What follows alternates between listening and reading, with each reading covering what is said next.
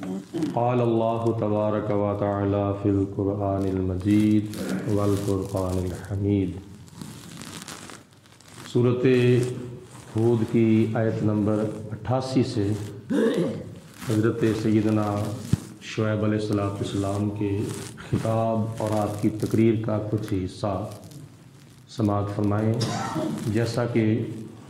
آپ کا کچھ واقعہ کل کے درس قرآن میں بیان ہو چکا تھا اور آپ کی تقریر کا کچھ حصہ آج عرض کیا جا رہا ہے۔ حضرت سیدنا شعیب علیہ السلام نے ارشاد فرمایا، قال یا قومی، اے میری قوم مدین والو، ارائیتم، بلا تم مجھے اس بات کا جواب دو، ان کنت علی بینات من ربی، اگر میں اپنے رب کی طرف سے حق پر ہوں، نبی بن کر آیا ہوں، خدا نے مجھے علم عطا فرمایا ہے، خدا تعالیٰ نے مجھے نبوت کے دلائل کے ساتھ سرفراز فرمایا ہے، ورزقنی منہ رزقا حسنا، اور جب کہ خدا نے مجھے عمدہ رزق عطا فرمایا ہے، یعنی حلال کا مال اور حلال کا رزق عطا فرمایا ہے، تو اس کے باوجود میں اپنے رب کا کہنا نہ مانوں؟ کیوں باتیں کر رہے بھائی؟ اللہ کے بندو خاموشی کے ساتھ سنو، اپنی باتیں چھوڑ دو۔ کیا میں اپنے رب کا حکم نہ مانوں؟ کیونکہ جب کہ خدا نے مجھے بہت سی نعمتوں کے ساتھ سرفراز فرمایا ہے، وما یریدو، اور میں یہ نہیں چاہتا، ان اخالفکم الی ما انہاکم عنہ، میں یہ نہیں چاہتا کہ تمہیں نیکی کا حکم دوں اور برائی سے منع کروں اور خود اس کے خلاف عمل کروں، یعنی میں کہوں کچھ اور کروں کچھ، میں یہ نہیں چاہتا۔ ان اریدو الا الاصلاح ما استطعت، میں تو یہ چاہتا ہوں کہ اپنی ہمت اور اپنی توفیق اور اپنی طاقت اور اپنی استطاعت کے مطابق میں تمہاری زیادہ سے زیادہ اصلاح کروں، تمہیں جہنم سے بچاؤں، تمہیں جنت کا راستہ دکھاؤں، تاکہ تم اپنی دنیا بھی سنوار لو اور اپنی آخرت بھی سنوار لو، میں تو یہ چاہتا ہوں۔ وما توفیقی الا باللہ، اور میرے یہ سارے کام نیکی کے، دین کی خدمت کے جتنے بھی ہیں، یہ سارے کے سارے اللہ تعالیٰ کی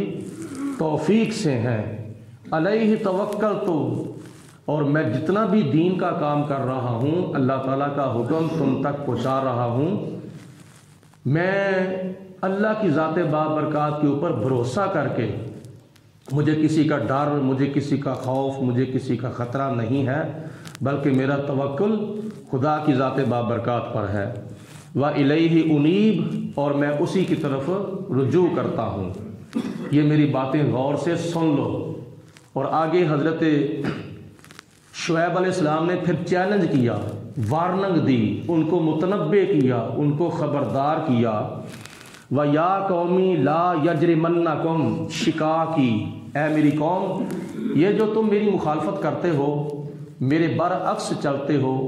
اور مجھے برا بھلا کہتے ہو، اَن يُصِيبَكُمْ،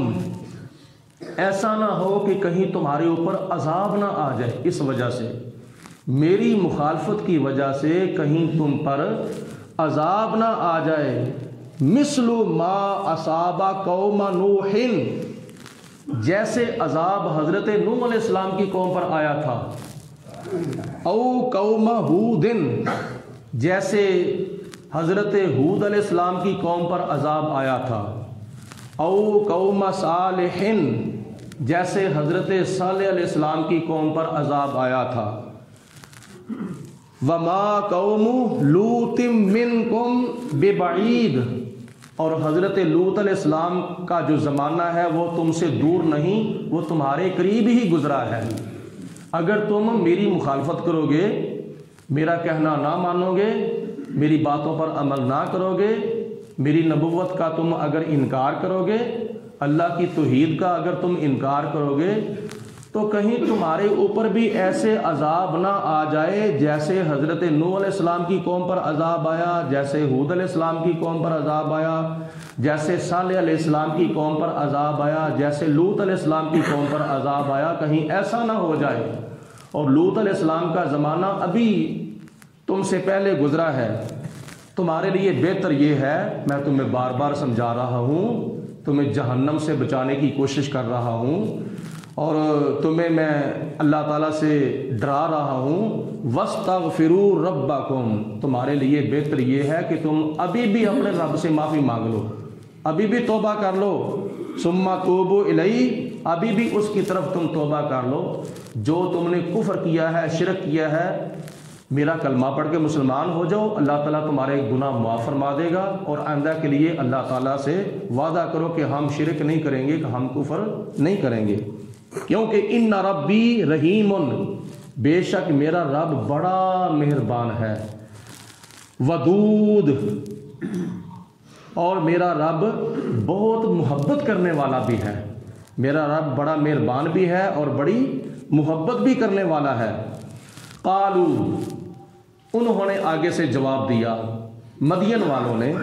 کافروں نے، مشرکوں نے آگے سے، بتوں کی پوجا کرنے والوں نے آگے سے جواب دیا، یا شعیب،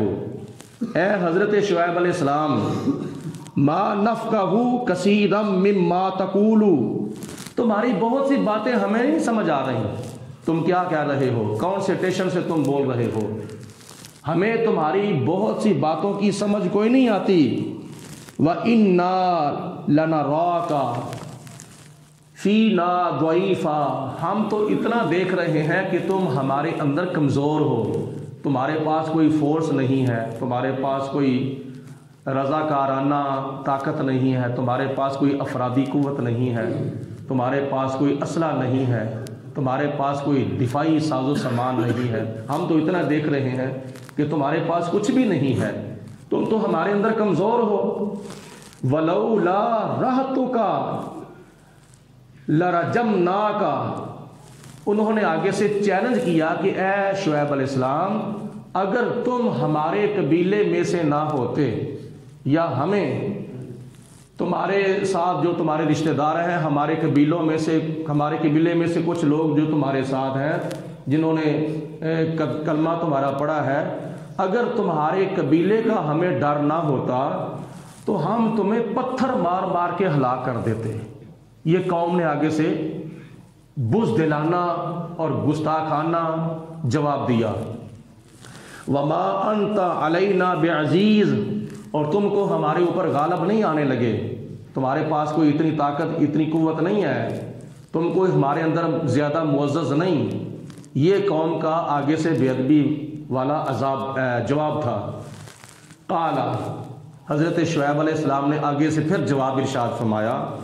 یا قومی، اے میری قوم، ارہتی اعز علیکم من اللہ، اور کیا تمہاری نظروں کے اندر جو میرے پاس میرے قبیلے کی طاقت ہے وہ اللہ تعالیٰ سے بڑھ کر ہے؟